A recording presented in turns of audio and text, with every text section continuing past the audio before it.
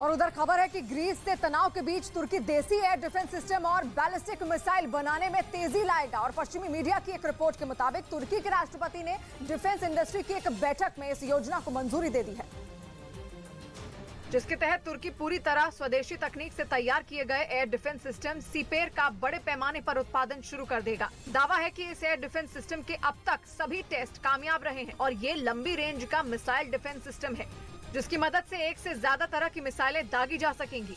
इसके साथ ही तुर्की ने अपनी नई बैलिस्टिक मिसाइल टाइफून का उत्पादन तेज करने का भी फैसला किया है। तुर्की का दावा है कि इस मिसाइल की रेंज करीब 1000 किलोमीटर है, यानी भूमध्य सागर में मौजूद ग्रीस के सैन्य ठिकाने इसकी जद में होंगे।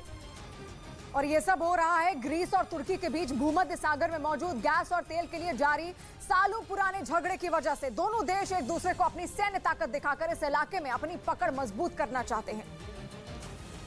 और हाल के दिनों में दोनों देशों के बीच जारी तनातनी जंग की दहलीज पर पहुंचती दिख रही है, क्योंकि तुर्की का आरोप है कि उसके तट के पास ग्रीस भूमध्य सागर के टापुओं पर अपनी सेना की मौजूदगी बढ़ा रहा है, जो कि अंतर्राष्ट्रीय संधियों का उल्लंघन है। ऐसे में तुर्की ने ये जता दिया कि भूमध्य सागर में ग्रीस को सैन्य ताकत बढ़ाने से रोकने के लिए वो किसी भी हद तक जाने के लिए तैयार है और जल्द ही उसके जखीरे में सिपेर एयर डिफेंस और टाइफून जैसे घातक हथियार शामिल हो जाएंगे।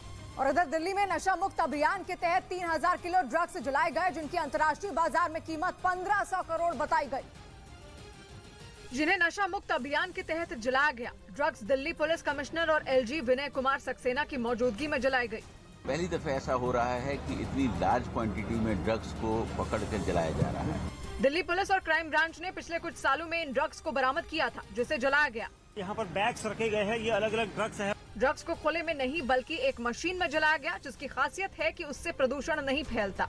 और इस बीच फिल्म पठान पर छिड़ा बवाल थमने का नाम नहीं ले रहा है। अब अभिनेता शाहरुख खान को महंत परम हंस ने धमकी दे डाली और आरोप लगाया कि शाहरुख खान ने फिल्म पठान में सनातन धर्म का अपमान किया। उन्होंने शाहरुख खान को धमकी तक दे डाली, अगर ये मुझे मिल गया तो मैं इसको खोज रहा हूँ, मैं इसको जिंदा जला दूंगा। पठान फिल्म के गाने बेशर्म रंग में अभिनेत्री दीपिका पादुकोण की भगवा रंग की बिकनी पर पिछले कई हफ्तों से बवाल मचा है। उधर मंगल ग्रह के रहस्यों की गुत्थी सुलझाने के लिए वहां पहुंचा नासा का स्पेसक्राफ्ट 4 साल के सफर के बाद अब बंद हो सकता है। नासा के इस इनसाइट लैंडर ने मंगल से एक तस्वीर पृथ्वी पर भेजी, जो उसकी आखिरी तस्वीर हो सकती है, क्योंकि उस तस्वीर में वीरान मंगल ग्रह पर इनसाइट स्पेसक्राफ्ट का साइज्मोमीटर धूल की परत में नजर आया।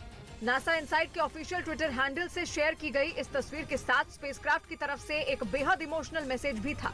उसमें लिखा गया कि मेरी पावर बहुत कम है, इसलिए ये शायद आखिरी तस्वीर हो जिसे मैं भेज पाऊं, पर मेरी फिक्र मत करना, मेरा वक्त यहाँ अच्छा बीता, जल्द ही मैं विदा ले लूंगा। यानी नासा का स्पेसक्राफ्ट कुछ दिन का ही मेहमान रह गया है। हालांकि नासा का ये जानकार हैरानी नहीं हुई, क्योंकि उसे इसका अंदाजा पहले से ही हो गया था और मई महीने में ही प्रोजेक्ट से जुड़े वैज्ञानिकों ने कह दिया था कि इस साल के आखिर तक इनसाइट स्पेसक्राफ्ट काम करना बंद कर देगा। बात यह है कि इनसाइट लैंडर सौर ऊर्जा से चलता है और मंगल पर धूल के बवंडर उठते रहते हैं। इस वजह से स्पेसक्राफ्ट के सोलर पैनलों पर धूल का गुबार जम गया है और वो ऊर्जा पैदा नहीं कर पा रहे हैं। ताज़ा तस्वीर के जारी होने से पहले भी नासा ने अपने स्पेसक्राफ्ट से संपर्क करने की कोशिश की थी, लेकिन उससे बात नहीं हो पाई थी। अब टीम दोबारा स्पेसक्राफ्ट से संपर्क साधेगी और अगर उसने पृथ्वी से भेजे गए लगातार 2 संदेश मिस कर दिए तो नासा अपने मिशन के खत्म होने का ऐलान कर देगी।